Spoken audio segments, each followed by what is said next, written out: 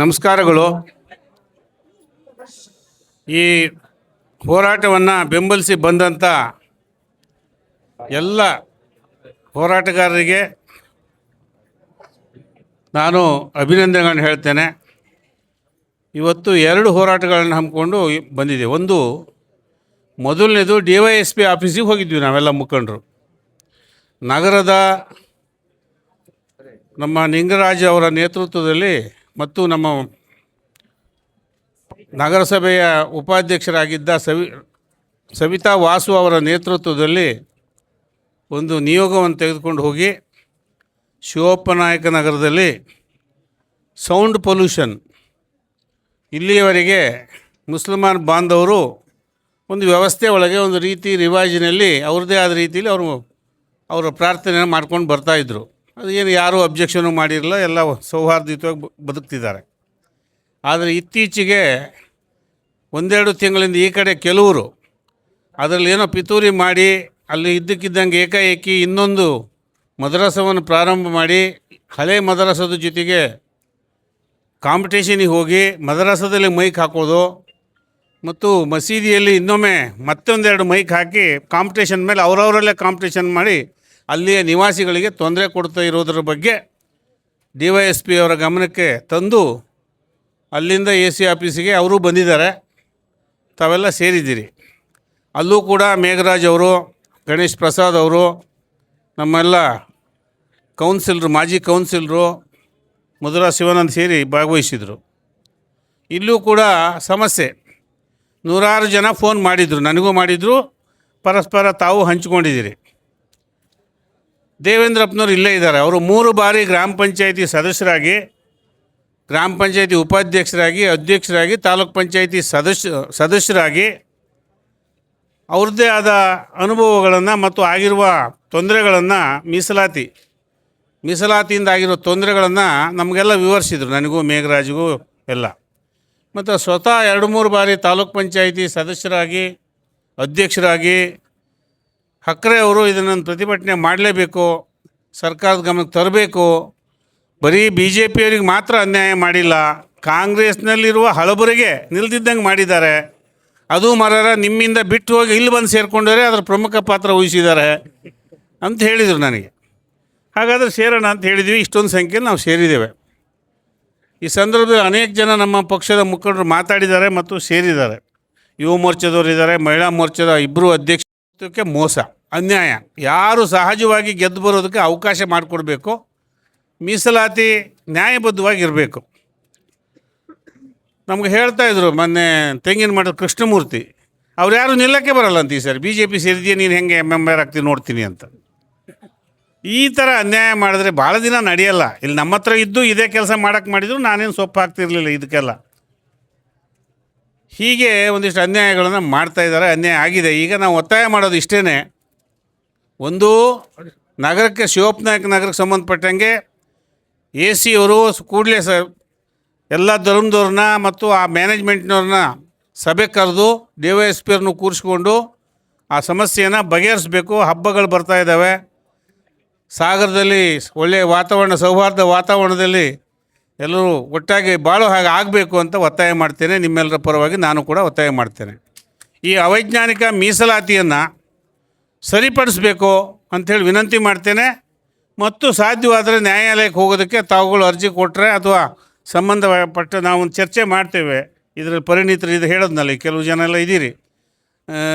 ನಮ್ಮ ಇವರು ಕೂಡ ಅನೇಕ ಜನ ಗ್ರಾಮ ಪಂಚಾಯಿತಿಯನ್ನು ನಡೆಸಿದವರು ಇದ್ದಾರೆ ಮತ್ತು ಅನೇಕ ಜನ ಗ್ರಾಮ ಪಂಚಾಯತ್ ಅಧ್ಯಕ್ಷರು, ಉಪಾಧ್ಯಕ್ಷರು ಬಂದಿದ್ದೀರಿ. ಹೊನಗೋಡು ರತ್ನಾಕರ್ ಅವರು ಹೇಳ್ತಾಯಿದ್ರು, ಕೋರ್ಟಿಗೆ ಹೋಗೋದಾದರೆ ಯಾರ್ಯಾರು ಹೋಗ್ತಾರೆ ಒಂದು ಪಟ್ಟಿ ಮಾಡಿ ಚರ್ಚೆ ಮಾಡೋಣ. ನಾನು ಹಕ್ರೆ ಅವ್ರಿಗೆ ಮಾತಾಡ್ತೇನೆ ಮತ್ತು ದೇವೇಂದ್ರಪ್ಪಗೆ ಮಾತಾಡ್ತೀನಿ, ಶಾಂತಪ್ಪ ಗೌಡ್ರವರೆಲ್ಲ ಸೇರಿ ಮಾತಾಡ್ತೀವಿ ಅಂತ ಹೇಳಿದ್ದಾರೆ. ನೀವು ಕೂಡಲೇ ಅದನ್ನು ನಾವು ಇವತ್ತು AC ಏನು ಹೇಳ್ತಾರೆ ನೋಡಿಕೊಂಡು ಕ್ರಮ ವಹಿಸೋಣ. ಬಂಧುಗಳೇ, ಈ ತಾಲೂಕಿನಲ್ಲಿ ಎಷ್ಟರ ಮಟ್ಟಿಗೆ ನಿಷ್ಕ್ರಿಯ ಆಗಿದೆ ಆಡಳಿತ ಅಂತ ಹೇಳಿದ್ರೆ, ಅದು ನಾನು ನಿನ್ನೆ ರೆವಿನ್ಯೂ ಮಿನಿಸ್ಟ್ರಿಗೆ ಫೋನ್ ಮಾಡಿದ್ದೆ, ಅದು ಸಿಗಲಿಲ್ಲ. ಅವರು OSD ಸಿಕ್ಕಿದ್ರು, ಚನ್ನಬಸಪ್ಪ ಅಂತಿದ್ದಾರೆ. ಅವ್ರು ಹೇಳಿದರು. ಆಮೇಲೆ ADC ಹತ್ರ ಫೋನ್ ಮಾಡಿಸಿದರು, ಶಿವಮೊಗ್ಗ ಅಡಿಷ್ನಲ್ DC ಹತ್ರ. 36 ಮಳೆ ಮಾಪನ ಕೇಂದ್ರಗಳಿದ್ದಾವೆ ಸಾಗರ ತಾಲೂಕಿನಲ್ಲಿ. ಅದರಲ್ಲಿ 13 ಇನ್ನೂ ಏನೂ ಹಾಕೇ ಇಲ್ಲ, 22 ಕೆಲಸ ಮಾಡ್ತಾಯಿಲ್ಲ ಒಟ್ಟು. ಇನ್ನೇನು ಮಾಡಿದಾಗ ಹೇಗೆ ಮತ್ತೆ ಇದು ಕೊಡ್ತಾರೆ? ಹೂಬಾ ಅವರೇ, ನೀವೆಲ್ಲ ಇದರಲ್ಲಿ ಪರಿಣಿತರಿದ್ದೀರಿ. ನಮ್ಮ ಪ್ರಧಾನ ಕಾರ್ಯದರ್ಶಿ ರಮೇಶ್ ಬರಬೇಕಾಗಿತ್ತು, ಬಂದಿಲ್ಲ. ಅವರು ಅದರಲ್ಲಿ ಒಂದಿಷ್ಟು ಅಧ್ಯಯನ ಮಾಡಿದ್ದಾರೆ. 3 ವರ್ಷ ಆಯಿತು ಸ್ನೇಹಿತರೆ. ನಾನು ಶಾಸಕನಾಗಿದ್ದೆ, ಇವರು KDP ಸದಸ್ಯರು ಅಧ್ಯಕ್ಷರಾಗಿ ಇದ್ದರು. KDP ಸದಸ್ಯರು ನಮ್ಮ ಸುವರ್ಣ ಇದ್ದಾರೆ, ದೇವೇಂದ್ರಪ್ಪರು ಇದ್ದರು. ನಾವು KDP ಸಭೆಯಲ್ಲಿ ಏನು ಮಾತಾಡಬೇಕು, ಮೊದಲನೇ ಮೀಟಿಂಗ್ ಮೊದಲನೇ ಸಬ್ಜೆಕ್ಟ್ ಏನು ಮಾತಾಡ್ತೀವಿ? ಯಾವುದೇ ಒಬ್ಬ MLA ಶಾಸಕ ಪುಚ್ಚನಾಯಿ ಕಚ್ಚಿದ ಔಷಧಿ ಎಷ್ಟಿದೆ, ಇದೆಯಾ ರ್ಯಾಬಿಪರು ಕೇಳ್ತೇವೆ. ಆ್ಯಂಟಿ ಸ್ನೇಕ್ ವೆನಮ್, ಹಾವು ಕಚ್ಚಿದ ಔಷಧಿ ಎಷ್ಟಿದೆ, ಮೊದಲನೇ ಸಬ್ಜೆಕ್ಟ್ ಇದು, ಹೌದಾ? ಇವರು ಕೇಳಿದಾರಾ? ಆಮೇಲೆ ಎರಡನೇದೇ ಅದು 1 ನಿಮಿಷಕ್ಕೆ ಮುಗಿದೋಗುತ್ತೆ. ಡಾಕ್ಟ್ರ್ ಬರ್ತಾರೆ, ಡಾಕ್ಟ್ರ್ ಹೇಳಿ ಹೋಗ್ತಾರೆ, ಕಳಿಸ್ತೀವಿ ಅವ್ರನ್ನ. ಡಾಕ್ಟ್ರನ್ನ ಇಟ್ಕೋಬಾರ್ದು, ಗಂಟೆಗಟ್ಟಲೆ ಕಾಯಿಸಬಾರ್ದು ಅಂತ. ಈ ಶಾಸಕರಿಗೆ ಅದು ಹೇಳಿಕೊಟ್ಟು ಇಲ್ಲ, ಹೇಳೋದು ಕೇಳೋದು ಇಲ್ಲ. ಅದೊಂದು ಕಡೆ ಇರಲಿ. ಎರಡನೇದು, ಮಳೆ ಎಷ್ಟಾಗಿದೆ, ವಾಡಿಕೆ ಮಳೆ ಆಗಿದೆಯಾ? ಮೇ ತಿಂಗಳಲ್ಲಿ ಶುರು ಮಾಡ್ತೇವೆ ಇದನ್ನು. ಮೇ ತಿಂಗಳಲ್ಲಿ ಹುಚ್ಚು ಜಾನುವಾರುಗಳಿಗೆ, ಪ್ರಾಣಿಗಳಿಗೆ ಹುಚ್ಚು ಜಾಸ್ತಿ ಆಗ್ತದೆ, ಗುಡುಗು ಸಿಡ್ಲಿಗೆ. ಅದಕ್ಕಾಗಿ ಆ ಸಬ್ಜೆಕ್ಟ್ ಆಗಿರ್ತದೆ, ಆಡಳಿತ ಮಾಡೋರಿಗೆ ಗೊತ್ತಿರ್ತದೆ. ಬಂಧುಗಳೇ, ಇದು ಕೇಳೇ ಇಲ್ಲ, ಇದು ಹೇಳೇ ಇಲ್ಲ. ಆವಾಗ ಮಳೆ ಎಷ್ಟಾಗಿದೆ ಅಂತ ಹೇಗೆ ಅಳಿಯೋದು ಅಂದರೆ, ಮಳೆ ಮಾಪನ ಕೇಂದ್ರಗಳು ಎಷ್ಟು ಸರಿ ಇದ್ದಾವೆ, ಸುಸ್ಥಿತಿಲಿದೆಯಾ ಅಂತ ಕೇಳ್ತೇವೆ. ಇದು 3 ವರ್ಷದಿಂದ ಕೇಳೇ ಇಲ್ಲ. ಹೋದ ವರ್ಷ ಮಳೆ ಜಾಸ್ತಿ ಆಯಿತು, ಇನ್ಸೂರೆನ್ಸ್ ಬರಲಿಲ್ಲ, ಆಗ ಏನು ಹೇಳಿದ್ರು ಪೆಪ್ಪೆ ಅಂತದೆ. ಈ ವರ್ಷ ಮಳೆ ಇಲ್ಲ, ಮಳೆ ಈಗ ಬಂತು, ಈಗ ಮಾಪನಗಳಿಲ್ಲ. ಇದು ಶಾಸಕರಾದವ್ರು ಮಾಡಬೇಕಾದ ಕೆಲಸ ಮೊದಲನೇದು. ಆಮೇಲೆಲ್ಲ ಒಂದಿಷ್ಟು ಚರ್ಚೆ ಮಾಡ್ತೇವೆ, ಜಗಳ ಆಡ್ತೇವೆ. ಇವರೆಲ್ಲ ಪಕ್ಕದಲ್ಲೇ ವೇದಿಕೆ ಮೇಲೆ ಕೂರೋರು ನಾವೆಲ್ಲ KDP ಮೀಟಿಂಗಲ್ಲಿ ಉತ್ತರಗಳನ್ನ ಅಧಿಕಾರಿಗಳು ಕೊಡ್ತಾರೆ. ಇದು ಮಾಡ್ತಾ ಇಲ್ಲ, ಆಡಳಿತ ನಡೀತಾ ಇಲ್ಲ. ಬಂಧುಗಳೇ, ಜಿಲ್ಲಾ ಉಸ್ತುವಾರಿ ಸಚಿವರು ಈಗ ಪುಣ್ಯಾತ್ಮ ಮತ್ತೆ ಅವರೇ ಆಗಿದ್ದಾರೆ. ಇವರೇನೋ ಆಗ್ತೀವಿ ಅಂತೇಳಿ ಏನೇನೆಲ್ಲ ಮಾಡಿದರು, ಹೇಳಿದ್ರಪ್ಪ, ಹೌದಲ್ಲ, 20 ಕೋಟಿ ದುಡ್ಡು ತೊಗೊಂಡು ಹೋಗಿದ್ರಂತೆ, ಯಾರಿಗೆ ಕೊಟ್ಟಿಯಾರಂತೆ ಅಂತಲೂ ಜನ ಮಾತಾಡ್ತಾರೆ. ನಂಗೆ ಗೊತ್ತಿಲ್ಲ, ಕೊಡ್ಲೋ ಅದು ಮುಟ್ತೋ ಇಲ್ಲ, ಕೊನೆಗೆ ಅದರ ಹೆಸರಿನಲ್ಲಿ ಇದೇ ಇಟ್ಕೊಂತ ಏನು ಸುಡುಗಾಡ. ಅದೆಲ್ಲ ಸ್ವಲ್ಪ ಅವರಿಗೆ ನಾಲೆಡ್ಜ್ ಇದೆ, ಇರಲಿ. ಮಂತ್ರಿ ಆಗಲಿಪ್ಪ ಅಂತ ನಾವು ಎಲ್ಲ, ಆದರೆ ಆಗಲಿ ಅಂತ ಅನೇಕ ಜನ ಹೇಳಿದ್ದು, ಇಲ್ಲಿದ್ದವ್ರು ಅನೇಕ ಜನ ಇದ್ದೀರಿ, ಬೇಕಾದ್ರೆ ಕೇಳಿ. ತಾಲೂಕಿಗೆ ಮಂತ್ರಿ ಆದರೆ ಆಗಲಿ ಅಂತ. ಇದು ಮಂತ್ರಿ ಆಗಲಿಲ್ಲ. ಈಗೊಬ್ಬ ಮಂತ್ರಿ ಅವರೇ ಆಗಿದ್ದಾರೆ. ಅವರಿಗಾರು ಗೊತ್ತಿರಬೇಕಲ್ಲ. ಅದು ಬಗರುಕಮ್ ಇರಲಿ, ಇಂಥ ಯಾವುದೇ ವಿಷಯ ಇರಲಿ, KDP ಸಭೆಯಲ್ಲಿ ಮಾತಾಡಬೇಕು, ಅಧಿಕೃತವಾಗಿ ಮಿನಿಟ್ ಪಾಸ್ ಮಾಡಬೇಕು, ರೆಸಲ್ಯೂಷನ್ ಪಾಸ್ ಮಾಡಬೇಕು, ಸಬ್ಜೆಕ್ಟ್ ಇಟ್ಟು ದಾಖಲೆ ಮಾಡಬೇಕು ಅದನ್ನು. ಇದು ಮಾಡಲ್ಲ. ಇವಕ್ಕೆ ಆಡಳಿತ ಗೊತ್ತಿಲ್ಲ. ನಾನು ದೊಡ್ಡವ್ರ ಮಗ, ಬಂಗಾರಪ್ಪನವ್ರ ಮಗ ಅಂತ ಅವ್ರು ಅಂತಾರೆ, ಇವರು ನಾನು ಶಿಷ್ಯ ಅಂತಾರೆ. ಯಾವಾಗ ಬಂಗಾರಪ್ಪನವ್ರ ಶಿಷ್ಯ ಆಗಿದ್ರು ಇವರು? ಯಾವ ಅವ್ರ ಕಷ್ಟದ ದಿನಗಳಲ್ಲಿ, ಸುಖದ ದಿನಗಳಲ್ಲಿ ಇವರು ಇದ್ದರು? ಯಾರಾದರೂ ನೋಡಿದ್ದೀರಾ ಅವ್ರ ಜೊತೆಗೆ ಇದ್ದದ್ದು? ಕೊನೆ 3 ತಿಂಗಳು ಇದ್ದದ್ದು ನಾನೇ ಕರ್ಕೊಂಡೋಗಿ ಸೇರಿಸಿ, ನಾನೇ ತಪ್ಪು ಮಾಡಿದ್ದು. ಅದನ್ನು ಕುಂಸಿ ಹರೀಶಿಗೆ ಕೇಳಿ, ಕುಂಸಿ ಬೋಳ್ಮಂಡಿ ಒಬ್ಬ ಹರೀಶ್ ಇದ್ದಾನೆ, ಪುರದಾಳ್ ಕುಮಾರಸ್ವಾಮಿ ಕೇಳಿ, ಹೇಳ್ತಾರೆ. ಹೀಗೆ ಇರಲಿ ಅದೊಂದು ಕಡೆ. ಇವರು ಬಂಗಾರಪ್ಪನವ್ರ ಶಿಷ್ಯ, ಬಂಗಾರಪ್ಪನವ್ರ ಮಗ. ಆಡಳಿತ ಮಾಡಿ, ದಯವಿಟ್ಟು ನಿಮಗೊಂದು ಅವಕಾಶ ಕೊಟ್ಟಿದ್ದಾರೆ ಜನ, ಇಬ್ಬರೂ ಸೇರಿ ಆಡಳಿತ ಮಾಡಿ. ನಾನು ಬಂಗಾರಪ್ಪನವ್ರ ಶಿಷ್ಯ ಅಂತಾರೆ, ಬಂಗಾರಪ್ಪನವ್ರ ಮಗ ಮಂತ್ರಿ ಆದ ಕೂಡ ಅವನ ಮಗನೇ, ಅವನೇ ಆಗ್ಬೇಕು ಅಂತಾರೆ. ನಮ್ಮ ನಾಯಕರ ಮಕ್ಕಳಾದ್ರೆ ನಮಗೆ ಖುಷಿ ಅಲ್ಲೇನ್ರಿ? ಇದು ದ್ವಂದ್ವ, ಹಾಳು ಬಿದ್ದೋಗ್ಲಿ. ಅದ್ರ ನಾಲೆಡ್ಜ್ ಅಷ್ಟು ಅವರಿಗೆ, ಅವ್ರ ನಾಲೆಡ್ಜ್ ಅಷ್ಟೇ ಇದೆ, ಅಷ್ಟಕ್ಕೆ ಮಾತಾಡಲಿ ಬಿಡಿ. ಇನ್ನು ಆಡಳಿತ ಮಾಡಬೇಕು ಅಲ್ರಿ. ಜಿಲ್ಲಾ ಉಸ್ತುವಾರಿ ಸಚಿವರು ಆಗಲೇ ಇದ್ದರು ಇವರೇ MLA ಸಾಗರದವರು, ಅಡಿಕೆ ಬೆಳೆಗಾರರು. ಅಲ್ಲೆಲ್ಲ ಮರ ಬಿದ್ದು ಹೋದವು ಅಡಿಕೆಗೆ. ಹೀಗೆ ಬಿರುಗಾಳಿ ಬಂದು ಅಡಿಕೆ ಮರ ಬಿದ್ದು ಭಾಳ ನಷ್ಟ ಆಯಿತು. ಒಂದು ಅಡಿಕೆ ಮರಕ್ಕೆ ಎಷ್ಟು ಪರಿಹಾರ ಕೊಡೋದು? ಒಂದು ಅಡಿಕೆ ಗಿಡ ಸಸಿಗೆ ಎಷ್ಟಿದೆ ಬೆಲೆ? ಎಷ್ಟು? ಈಗ 50 ಇದೆಯಾ? 70, 80 ಈ ವರ್ಷ ಇದೆ. ಇವರು ಅಡಿಕೆ ಮರ ಒಂದು ಬಿದ್ದು ಹೋದರೆ ಪರಿಹಾರ ಎಷ್ಟು ಗೊತ್ತೇನು? ಮಧು ಬಂಗಾರಪ್ಪ ಮಂತ್ರಿ, ಗೋಪಾಲಕೃಷ್ಣ ಶಾಸಕರು 16,000 ರೂಪಾಯಿ. ಒಂದು ಅಡಿಕೆ ಮರಕ್ಕೆ ಪರಿಹಾರ 16,000 ರೂಪಾಯಿ. ಮಾಧ್ಯಮದ ಸ್ನೇಹಿತರೆ, ಅಡಿಕೆ ಗಿಡಕ್ಕೆ 70 ರೂಪಾಯಿ ಈ ವರ್ಷ ಇದೆ, 70ರಿಂದ 80 ಇದೆ. ಒಂದು ಅಡಿಕೆ ಮರಕ್ಕೆ 17,000 ರೂಪಾಯಿ ಕೊಡ್ತಾರೆ. ಕೇಳಿ AC ಸುಳ್ಳಾದ್ರೆ ನಾನು ಹೇಳಿದ್ರೆ. ಅದೇ ಬಿಡದಿಲಿ ಎಷ್ಟು ಕೊಡ್ತಾ ಇದ್ದಾರೆ? ಬಿಡದಿಲಿ ಎಷ್ಟು ಕೊಡ್ತಾ ಇದ್ದೀರಿ? 64,000 ಒಂದು ತೆಂಗಿನ ಮರಕ್ಕೆ. ನಮ್ಮದೇ ಬಂಗಾರಪ್ಪನವ್ರ ಶಿಷ್ಯ ಪೋತ್ರಾಜ್ ಅವ್ರದ್ದು ಅಲ್ಲಿ 16 ಎಕರೆ ಅಡಿಕೆ ತೋಟ ಇದೆ. ಒಂದು ಅಡಿಕೆ ಗಿಡಕ್ಕೆ 32,000 ಕೊಡ್ತಾರೆ ಅಡಿಕೆ ಮರಕ್ಕೆ. ಇಲ್ಲಿ 17 ರೂಪಾಯಿ ಕೊಡ್ತಾರೆ. ಇಲ್ಲೇ ಏನು ಮಾಡ್ತೀರಿ ಶಾಸಕರೇ, ಮಾಧ್ಯಮದ ಸ್ನೇಹಿತರೆ, ದಯವಿಟ್ಟು ಈ ಪ್ರಶ್ನೆ ಕೇಳಿ, ಇಬ್ಬರಿಗೂ ಕೇಳಿ. ಒಂದೇ ಸರ್ಕಾರ, ಇಬ್ಬರು ಮಂತ್ರಿ MLA, ಇದು ಆಡಳಿತ. ನಾವು ಏನು ಮಾಡೋದು? ಶೆಟ್ರೆ, ಪ್ರಭಾಕರ್ ಶೆಟ್ರೆ, ಪ್ರಸನ್ನ, ಎಲ್ಲೋ ನಮ್ಮ ಸಾಂಬಾರು ಮಂಡಳಿ ನಮ್ಮ ಮುಖಂಡರು ಸ್ನೇಹಿತರು ಪ್ರಸನ್ನ ಅವರೇ, 16 ರೂಪಾಯಿ ಎಲ್ಲರೂ ಕೇಳಿದ್ದೀರ, 16.5, 16 ರೂಪಾಯಿ 67 ಪೈಸೆ ಕೊಡ್ತಾರಂತೆ. ಇಂಥ ಶಾಸಕರು ಇಟ್ಕೊಂಡು ನಾವು ಆಡಳಿತ ಮಾಡ್ತಾಯಿದ್ದೀವಿ. ಮಂತ್ರಿ ಆದರೆ ಬಾವಿ ಮುಂದಿರು ಮಂತ್ರಿ ಆಗ್ತಾರೆ ಅಂದರು. ನನಗೆಲ್ಲ ಸ್ನೇಹಿತರು ಬಂದು ಹೇಳಿದರು, ಬಾವಿ ಮುಂತಾ ಇದ್ದಾರೆ, ಏನಾದ್ರು ಮಾಡಿ ಹೇಳಿ ಅಂತ. ಅಲ್ಲೋ, ಒಂದು ಬಾವಿ ಮುಂತಾರೆ, ಬಾವಿ ತೆಗೆಸ್ತಾರೆ. ಎಲ್ಲ 16,000 ಬಾವಿ ತೆಗೆಸಿದ್ದೀವಿ, ರೈತರಿಗೆ ನಾವು ಸಹಾಯ ಮಾಡಿದ್ದೀವಿ ನಮ್ಮ ಕಾಲದಲ್ಲಿ ಒಂದಿಷ್ಟು ಅಂತ ಹೇಳಿದರು. ಆಯ್ತಪ್ಪ, ಮಂತ್ರಿ ಆಗಿದ್ರೆ ಒಂದು ಬಾವಿ ಮುಂದ್ಲಿ ಅಂತ. ಪುಣ್ಯಾತ್ಮ ನಾಗಪ್ಪ, ಈ ಕಮಿಷನ್ರು ನಾಗಪ್ಪ ಬಾವಿ ಮುಂದೆ ಕೊಟ್ಟವ, ಬಂದು ಅವರಿಗೆ ಆಗಲೇ ಇಲ್ಲ, ಮಂತ್ರಿ ಆಗಲಿಲ್ಲ. ಬಾವಿ ಮುಂದಿನ ಮಂತ್ರಿ ಆಗ್ತಾರಂತ ಹೊಸದು. ಇಷ್ಟಕ್ಕೂ ಈ ಶಾಸಕ ಏನು ಹೇಳೋದಿದೆ? ಇಲ್ಲ, ರಾಜೀನಾಮೆ ಕೊಡ್ತೇನೆ. ಸುಳ್ಳೇ ಅವ್ರ ಮನೆತನ, ಸುಳ್ಳೇ ಅವರ ಮನೆದೇವರು. ಅದ್ರ ಬಗ್ಗೆ ಯಾರು ನಂಬಿಕೆ ಇಟ್ಟಿದ್ರೆ ನಾವೇ ಯಾರೂ ನಂಬಲಿಲ್ಲ, ನಂಬೋದು ಬೇಕಾಗಿಲ್ಲ, ಕೊಡಬೇಕಾಗೂ ಇಲ್ಲ. ನಾವು ಈಗಲೂ ನಾನು ಹೇಳ್ತೇನೆ, ಕೊಡಬೇಕಾಗಿಲ್ಲ. ಬಾಯಿಗೆ ಬಂದಾಗ ಮಾತಾಡ್ದತ್ತಪ್ಪ. ಇನ್ನೊಂದು ವಿಚಿತ್ರ ಅಂದರೆ, ಅವತ್ತೇ ರಾತ್ರಿ ನಮ್ಮ ಪರಿವಾರದ ಒಬ್ಬ ಸ್ನೇಹಿತರಿಗೆ ಫೋನ್ ಮಾಡ್ಯಾರೆ, ಏನಾದ್ರು ಮಾಡಿ ಮತ್ತೆ ನಾನೇನು ಬಂದ್ರೆ ಸೇರ್ಸ್ಕೊತಾರ ಅಂತ. ಇದೂ ನಡೆದಿದೆ. ಅವ್ರು ಹೇಳಿದ್ದಾರೆ, ನೀವು ಯಡಿಯೂರಪ್ಪ ಮಕ್ಕಳಿಗೆ ಬಾಯಿಗೆ ಬಂದಂಗೆ ಬೈದ್ಬಿಟ್ಟಿದ್ದೀರಿ, ಸ್ವಲ್ಪ ಕಷ್ಟ ಇದೆ, ಇಷ್ಟಕ್ಕೂ ನೀವು ಅಲ್ಲೇ ಇದ್ದೀರಲ್ಲ ಅಂತ. ಸುಳ್ಳು ಅಂತ ಹೇಳಿ ನಾವು ಸುಮ್ಮನೆ ಕೂತಿರಲ್ಲ ಸರ್, ಬೆಂಗಳೂರಾಗಿರ್ತೀವಿ, ಎಲ್ಲೋದು ರತ್ನಾಕರ.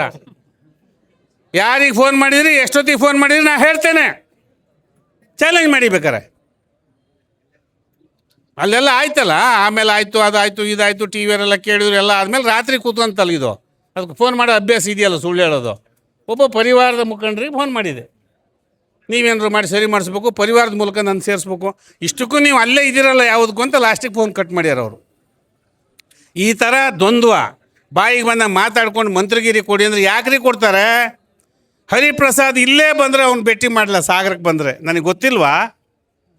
ಹರಿಪ್ರಸಾದು ಅವರು PA ಮದುವೆಗೆ ಬಂದಿದ್ದರು, ಅವರು PA ಸೊರಬದವರು, ಅವ್ರನ್ನ ಹೋಗಿ ಭೇಟಿ ಮಾಡಲಿ, ಇದು ಇಲ್ಲೇ ಇತ್ತು.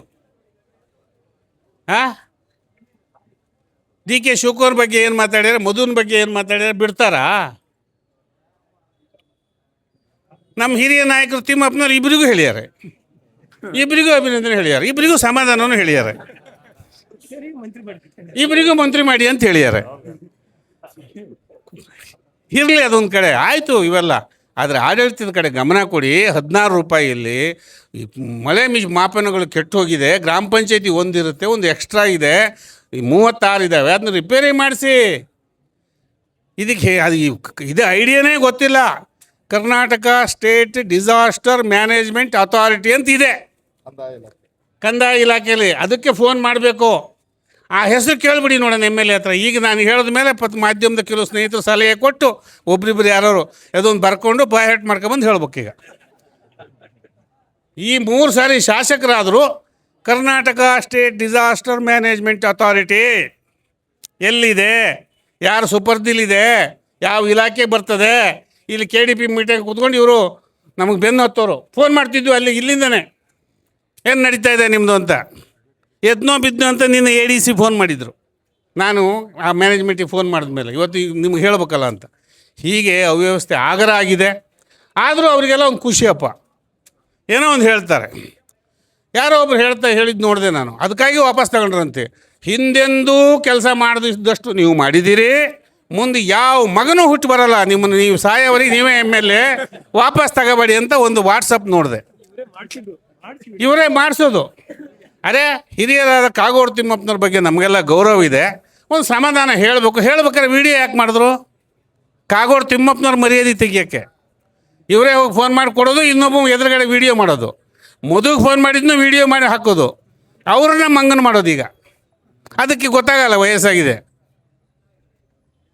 ಹೌದಲ್ಲ ಸರ್? ಇದು ಇಂಥವೆಲ್ಲ ಇದರೊಳಗೆ ಜೀವನ ಕಳೆದೋದ್ರೆ ಆಗಲ್ಲ.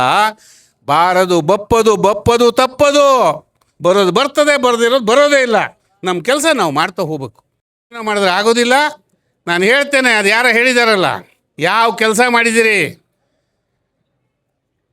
ಇದು ಸ್ವಿಮ್ಮಿಂಗ್ ಪೂಲ್ ಉದ್ಘಾಟನೆ ಮಾಡಿದಿರಿ, ನಾವು ಮಾಡಿದ್ವಿ ಅದನ್ನ. ತಿಮ್ಮಪ್ಪನವ್ರು ಮಾಡಿಟ್ಟಿದ್ರು, ಮತ್ತೊಂದಿಷ್ಟು ದುಡ್ಡು ಹಾಕಿ ಅದನ್ನ ಪ್ರಾರಂಭ ಮಾಡಿದ್ವಿ ನಾವು ಅಧಿಕಾರದಾಗಿದ್ದಾಗ, ಇಲ್ಲಿ MLA ಇದ್ದಾಗ.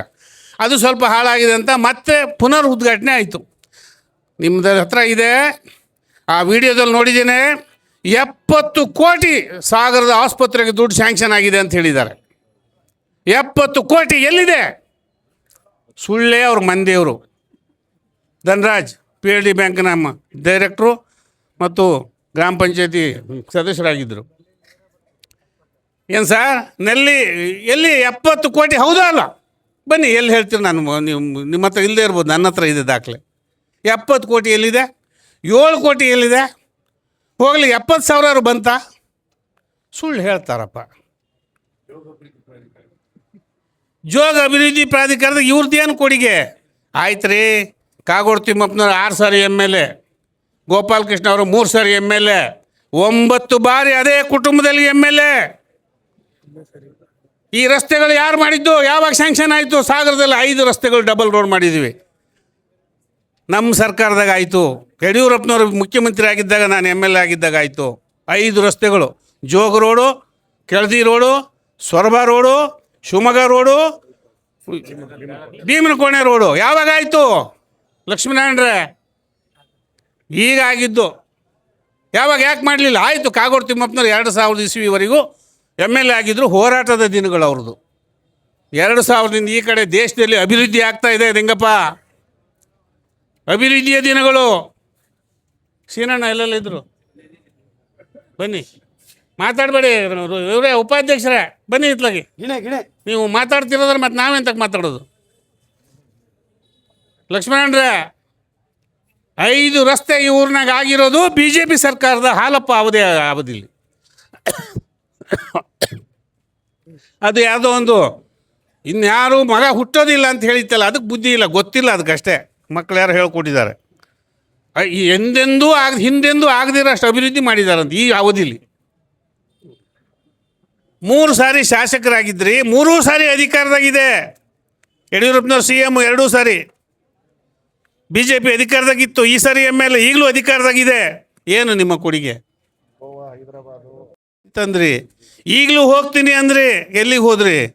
ರಾಜೀನಾಮೆ ಕೊಟ್ಟು ಹೋಗ್ತೀನಿ ಅಂದರೆ ಆ ಮಂಜುನಾಥ್ ಗೌಡ ಕರೆದ್ರು CM. ನಾವೆಲ್ಲ ಒಂದೇ ಗರಡಿಲಿ ಬೆಳೆದವ್ರು ಹಿಂದೆ. ಬಾಯಿಲಿ ಅವನಿಗೆ ಕರ್ಕೊಂಬಂದು ಕೂಡಲೇ ರಾಜೀನಾಮೆ ಬರ್ಸ್ಕೊಂಡು ತಗೊಂಬ ಇಲ್ಲಿ ಅಂದರು. ಬರಪ್ಪ ನೀನು. ಮಂಜುನಾಥ್ ಗೌಡರು ಒಂದು ವಿಶ್ವಾಸದಾಗ ಮಾತಾಡ್ತಾರೆ. ಬರಮ್ಮ ಬುಳಿಮನೆ, ನೀನು ಸರಿಯಿಲ್ಲ, ನೀನು ಸರಿಯಿಲ್ಲ, ನಿನ್ನ ಕದ ನಾನು ಮಾನ ಮರ್ಯಾದೆ. ಟಿಕೆಟಿಗೆ ಅವರು ರೆಕಮೆಂಡ್ ಮಾಡಿದರು, ಅದಕ್ಕಾಗಿ ಅವ್ರಿಗೆ ಜೋರು ಮಾಡ್ಯಾರ. ಎಲ್ಲಿದೆ ಬಾಯಿಲಿ ಕೆಟ್ಟ ಶಬ್ದ ಹೇಳಿದಾರೆ ಅವ್ರು CM. ಕೇಳಿ ಕರ್ಕೊಂಬಂದು ರಾಜೀನಾಮೆ ಪತ್ರ ತಗೊಂಬಂದ್ಬಿಡು, ಮಾಡಿಬಿಡೋಣ ಅಂತ. ಕೂಡಲೇ ಹೋಗಿ ಕಾಲು ಬಿದ್ದೈತೆ. ಯಾರಿಗೆ ಹೋದರೂ ಕಾಲು ಬೀಳೋದೆ, ಗೌರವ ಇಲ್ಲ, ಅದರಲ್ಲಿ ಒಂದು ಪವಿತ್ರ ಭಾವನೆ ಇಲ್ಲ. ಕಾಲಿಗೆ ಬಿದ್ದು ತಪ್ಪಾತಣ ಅಂತ ಹೇಳಿದೆ. ತಪ್ಪಾತಣ ಬಂದು ಇಲ್ಲಿ ನಾನು ರಾಜೀನಾಮೆ ವಾಪಸ್ ತಗೊಂಡಿದ್ದೀನಿ. ಕೊಟ್ಟಿದ್ದೆ. ಇಲ್ಲಿ ಕೊಡೋಕ್ಕೆ ಸ್ಪೀಕರ್ ಎಲ್ಲಿದ್ದಾರೆ? ಡೆಪ್ಟಿ ಸ್ಪೀಕರ್ ಎಲ್ಲಿದ್ದಾರೆ? ನಮಗೇನು ಗೊತ್ತಾಗಲ್ವಾ? ಭಾರೀ ಬಹಿರಂಗ ಭಾರೀ ಜನ ಸೇರಿ 5-6 ಸಾವಿರ ಜನ ಸೇರಿ ಸಾಗರದಲ್ಲಿ ಟೈರ್ ಸುಟ್ರಂತೆ. ಸುಡಾವನ್ ಸೇರಿ 5 ಜನ ಇದ್ದಾರೆ, ಭಾರೀ ಅಂತೇಳಿ. ಹೌದಾ ಸ್ನೇಹಿತರೆ? ಭಾರೀ ಹೋರಾಟ ಸಾಗರದಲ್ಲಿ ಪ್ರತಿಭಟನೆ ಅಂತ ನೋಡು. ಸಾಗರದ ಜನ ಕಣ್ಣೀರು.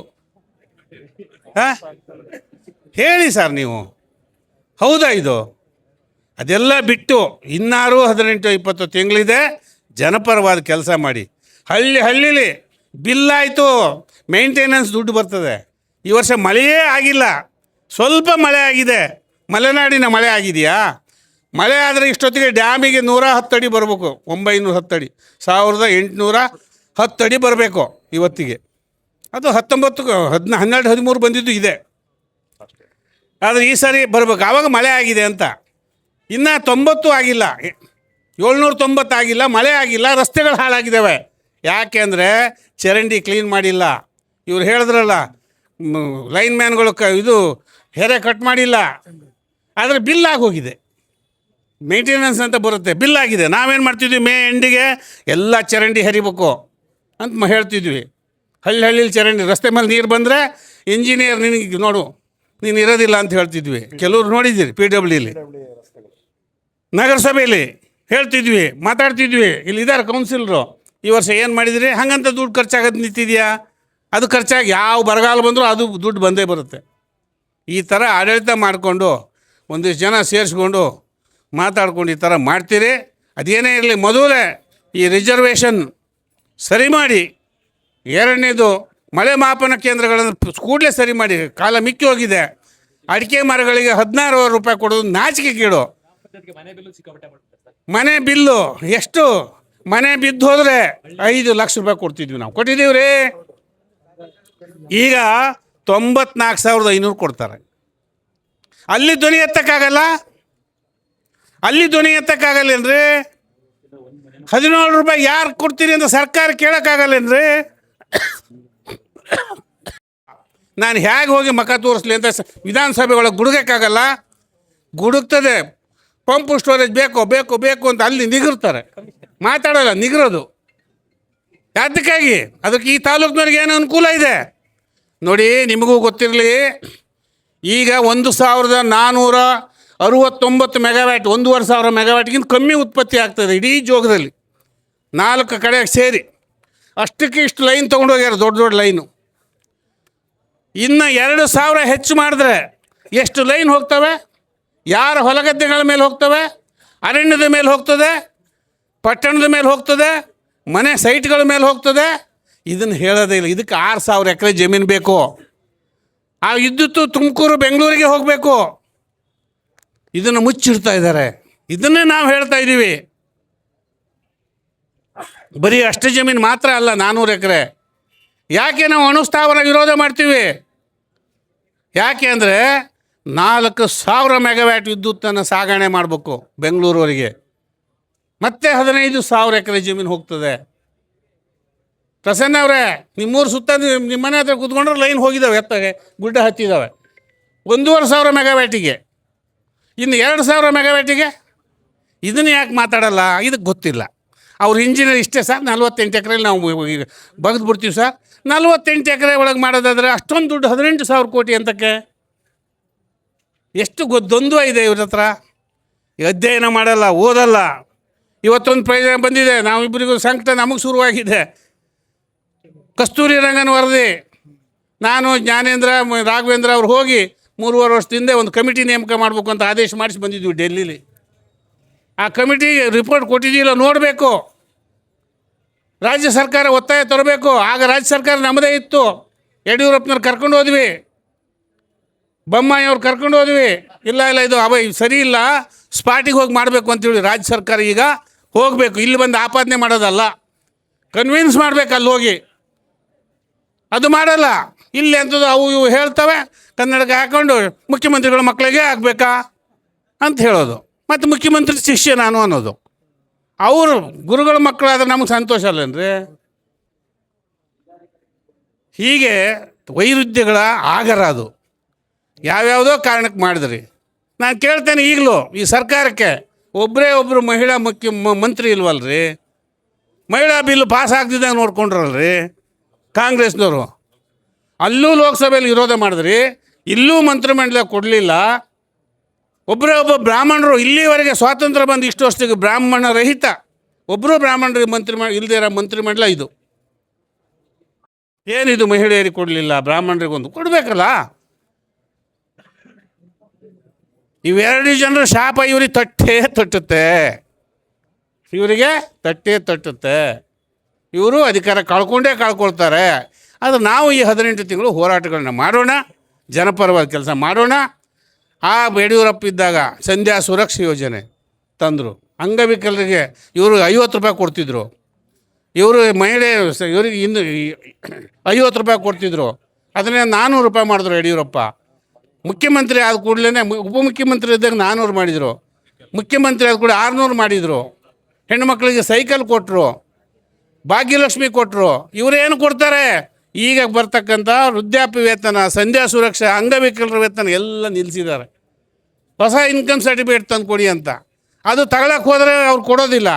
ಯಾವುದೇ ಒಬ್ಬ ಭಿಕ್ಷುಕ ಕೂಡ ದಿನಕ್ಕೆ 100 ರೂಪಾಯಿ ದುಡಿತಾನೆ. 100 ರೂಪಾಯಿ ದುಡಿದ್ರೆ ತಿಂಗಳಿಗೆ 3,000 ಆಯಿತು, 12 36,000 ಆಯ್ತಲ್ಲ. 32,000 ಹೇಗೆ ಬರ್ತದೆ? ಅಲ್ಲಿ ಮಾತಾಡಬೇಕು. ವಿಧಾನಸಭೆ ಒಳಗೆ ಮಾತಾಡ್ತೇವೆ. ನಮ್ಮ ಪಾರ್ಟಿಯವ್ರು ಮಾತಾಡ್ತಾರೆ, ಮಾತಾಡಿಸ್ತೇವೆ. ಇವತ್ತು ಬೆಳಗ್ಗೆ ಜ್ಞಾನೇಂದ್ರಗೆ ಫೋನಾಗಿ ಮಾತಾಡಿದೆ ನಾನು, ಈ ವಿಷಯ ಎತ್ತರಿ ಅಂತ. ಕಸ್ತೂರಿ ರಂಗನ್ ವರದಿ ಎತ್ತರಿ ಅಂತ, ಎತ್ತೇವೆ ಮರ ಅಂತ ಹೇಳಿದ್ದಾರೆ. ಒಂದು ಡೀಟೇಲ್ಸು ತೊಗೊಂಡ್ರು. ಯಾವಾಗ ಶುರುವಾಯಿತು? ಮನಮೋಹನ್ ಸಿಂಗ್ ಇದ್ದಾಗ ಶುರುವಾಗಿತ್ತು ಇವೆಲ್ಲ ಗ್ರಾಚಾರಕ್ಕೆ. ಈಗ ನಮ್ಮ ಮೇಲೆ ಹೇಳ್ತಾರೆ. ಹೀಗೆ ಯಾವುದು ಸರ್ಕಾರದ ಕೆಲಸಗಳು ನಡೀತಾ ಇಲ್ಲ. ಎಮ್ ಎಲ್ ಎಗಳು ಅಧಿಕಾರ ಎಷ್ಟು ಜನ ಇವತ್ತು ಯಾವ ಪೇಪರ್ ನೋಡಿ ಸಮಾಧಾನ, ದಾನ. ಡಿ ಕೆ ಅವರು ದಾನ ಮಾಡೋದ್ರಲ್ಲಿ ಎತ್ತಿದ ಕೈ. ಧನವನ್ನು ದಾನ ಮಾಡ್ತಾರೆ ಅವರು. ಧನವನ್ನು ಮಾಡೋದು ಗೊತ್ತಿದೆ ಡಿ ಕೆ ಅವರಿಗೆ, ಆ ಧನವನ್ನು ವಿನಿಯೋಗ ಮಾಡೋದು ಗೊತ್ತಿದೆ. ಈ ಅತೃಪ್ತರಿಗೆಲ್ಲ ವಿನಿಯೋಗ ಮಾಡ್ತಾರೆ. ಇಲ್ಲಿ ಬಂದು ನೀ ತಗ ಅಂಥೇಳಿ 500, 600, 2,000, 3,000 ಅಲ್ಲ ಜನರಿದ್ದು ಲೆಕ್ಕ ಮಾಡಿ ಕೊಡ್ತಾರೆ. ಅಲ್ಲಿ ದುಡ್ಡು ಹೊಡಿತಾರೆ, ಇಲ್ಲಿ ಕೊಡ್ತಾರೆ. 5 ಲಕ್ಷ ಕೊಡಿಸ್ಬೇಕು ಮನೆ ಬಿದ್ದೋದವರಿಗೆ, ಅಂಗವಿಕಲರಾದವರಿಗೆ ದುಡ್ಡು ಕೊಡಿಸ್ಬೇಕು ಪ್ರತಿ ತಿಂಗಳು. ಇಲ್ಲಿ ಬಂದು ಸುಮ್ಮನೆ ಕೊಡೋದಲ್ಲ. ಅಲ್ಲಿ ಆ ಧನವನ್ನು ತಂದು ಇಲ್ಲಿಗೆ ವ್ಯಯ ಮಾಡ್ತಾರೆ. ಎಲ್ಲ ಆಗ್ತಾಯಿದೆ. ಹೇಳಿದಾರಲ್ಲ, ಈ ಕ್ಯಾಬಿನೆಟ್ ಆಗಿರೋದೇ 50% ಕ್ಯಾಪಿಟೇಷನ್ ಮೇಲೆ, ಪೇಮೆಂಟಿಗೆ ಅರ್ಧ, ಜನರಲ್ಲಾಗಿ ಅರ್ಧ. ಈ ಅತೃಪ್ತಿಗೂ ಪೇಮೆಂಟು ನಡೀತಾ ಇದೆ ಈ ಸರ್ಕಾರದಾಗ. ಅದಕ್ಕಾಗಿ ಈ ಚೌಕಾಸಿ. ರಾಜೀನಾಮೆ ಕೊಡ್ತೀನಿ ಅಂತಿದ್ರೆ ಯಾರು ಕೊಡ್ತಾರೆ? ಒಳ್ಳೆ ರೀತಿಯಲ್ಲಿ ಕೆಲಸ ಕಾರ್ಯ ಮಾಡ್ಕೊಂಡು ಹೋಗುವಂತ ಕೊಡ್ತಾರೆ. ಪರಿಣಾಮ ಕೊಡೋದಿಲ್ವೇ? ಮಾತಾಡಲಿ ಅಂತ. ಹೀಗೆ ಸ್ನೇಹಿತರೆ, ಆಡಳಿತ ಕುಸ್ತಿದೆ, ಕೆಲಸ ಆಗಬೇಕು. ಆ ಕೆಲಸಗಳತ್ತ ಗಮನ ಕೊಡೋಣ. ನಾವು ಹೋರಾಟದ ಮೂಲಕನೇ ಪಡಿಬೇಕು ಅಂಥೇಳಿ ವಿನಂತಿ ಮಾಡಿ ಇವತ್ತು